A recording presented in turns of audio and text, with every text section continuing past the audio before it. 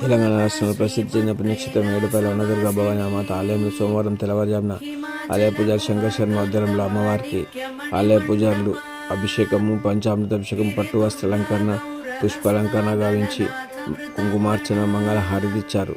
అనంతరం భక్తులకు దివ్య దర్శన భాగ్యం కలిగించారు.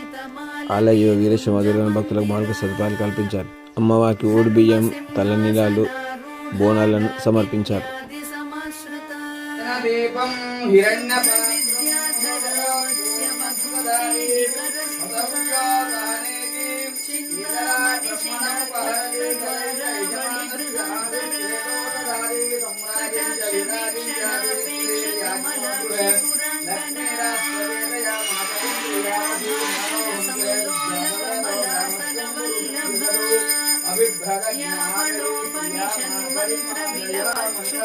कर्पूर आनंद निराजन निरोधन जयामि बुद्ध आगमनीयं समर्पयामि जलाधिक्यं समर्पयामि नमस्करोमि वनदुर्गा भवानी माता की जय।